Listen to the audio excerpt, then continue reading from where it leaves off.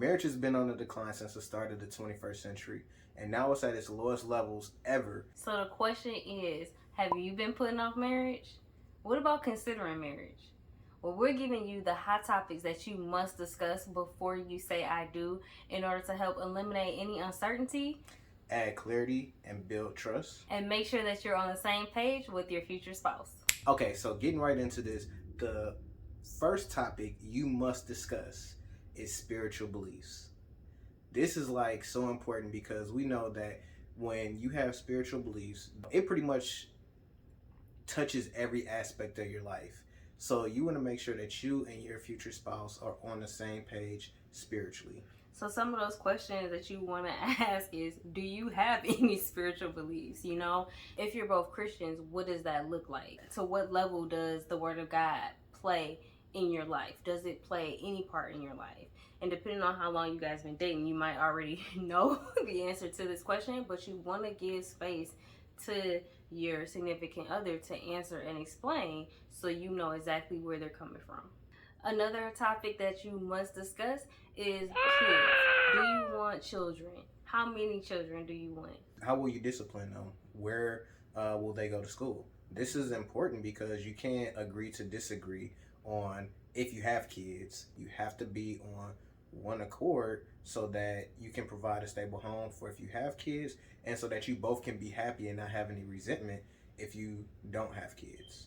And this is also where that first topic comes into play, because how are you going to raise them spiritually? A lot of people nowadays are deciding to let their child, you know, kind of fend for themselves when it comes to their spiritual growth and how they see God, if they go to church, you know. So these are things that you want to discuss before you actually bring these children into the world, because you can't afford to assume. So the next topic you must discuss is finances. And if you look at the statistics, finances is always one of the top 3 reasons that couples divorce. And it's not always necessarily because they don't have enough money, but it's just disagreements a lot of times on how they spend the money or saving and budgeting. So some questions you must ask are, do you want to have separate accounts or do you want to have joint accounts once we get married? Mm-hmm. Do you believe in tithing and giving? You know, what are your spending habits like now? Do you carry a lot of debt? Mm-hmm. And then, are you willing to budget? Because, you know, some people like, budget?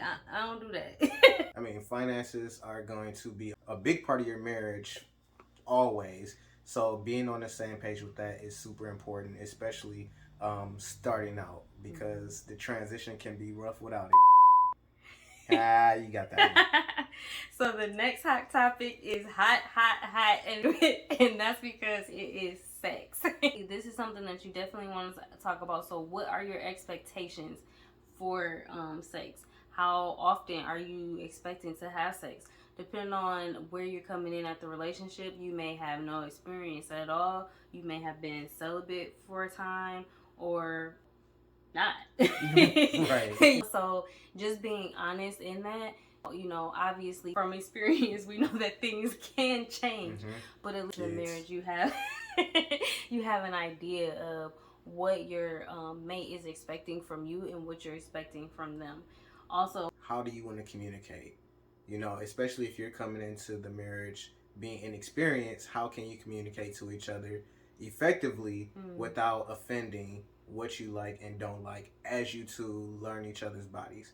So that's a big one, because sex is also up there when as far as reasons why couples divorce. Mm-hmm. And sometimes it's not frequency, it's just people are dissatisfied with sex, and as a result they start having less of it, and you know, that's not fun. Also, one of the topics that, you know, it may not be the most comfortable, but do you masturbate? Mm-hmm. Do you watch porn? You know, is that something that you're expecting to continue or bring into the marriage? Or is that something maybe you're trying to cut out? Or, you know what I mean? That's a conversation. Like, because this is something that, you know, starts out so little but can really grow into your marriage, especially as time goes on, kids and maybe distance, time apart, like with jobs and things like that. The next topic you have to discuss is gender roles, and people are really crazy sensitive about this topic And I really don't understand why. Right. But, you know, everybody has different feelings or different expectations of what they want from their future spouse. So you have to ask them, hey, what do you expect of me as your husband? Or what do you expect from me as your wife? Is it going to be more traditional, like, you know, he does the landscaping and you take care of things inside of the house? Or is it going to be, you know, you kind of tag team and everything is 50-50? There's no right or wrong answer to this. It's just what works for the two of you. But you have to get clarity on that first, and not make assumptions that it's going to be a certain way. Another thing in this category is submission. You know, that's also kind of like one of them words that you be like, man, you better shut up with that submission stuff.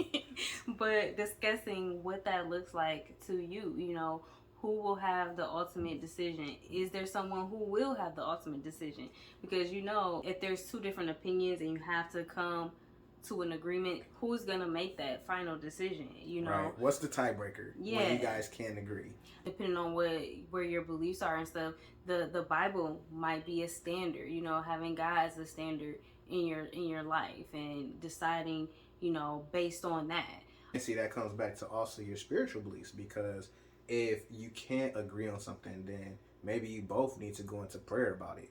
Like, even if you have similar backgrounds, similar education and everything, you're still going to think about things sometimes very, very differently. You definitely need to have a way that you both can agree to come to a conclusion. Next hot topic is definitely one that I had to work on in our marriage, and that is political views. And we put that in there specifically because the views are so polar opposites now. You really do want to have this conversation, even if it can be difficult. And you don't, again, want to assume that you know how the other person feels about certain topics. Right.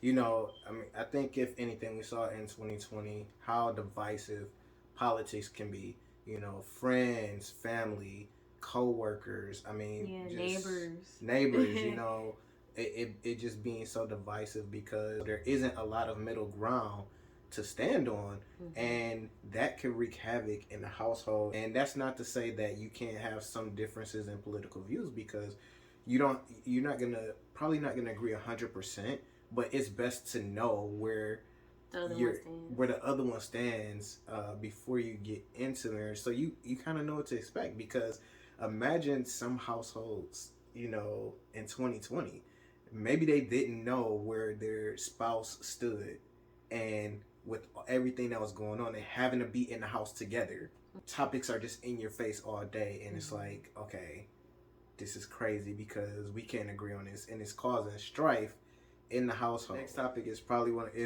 so the next topic is, you know, so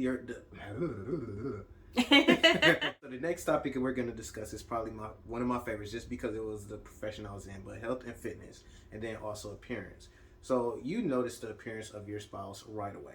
That is most likely one of the things that attracted you to spouse. Sorry.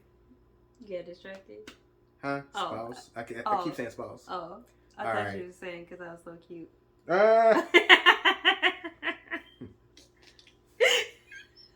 You are. It's too late now. So you know their appearance, because that's most likely one of the things that attracted you to them in the first place. But a lot of times the discussion isn't had. You know, you may not know their eating habits or how they feel about exercise, just about taking care of themselves overall. You know, it's not always about maybe the appearance, but maybe just, you know what, I need to know that you're going and getting your annual checkups. I know that you're willing to take care of yourself, because it's not just you. Once we get married, it's us and possibly kids that will be depending on you to take care of yourself. And same thing for the guys, because y'all know y'all don't be going to the doctor.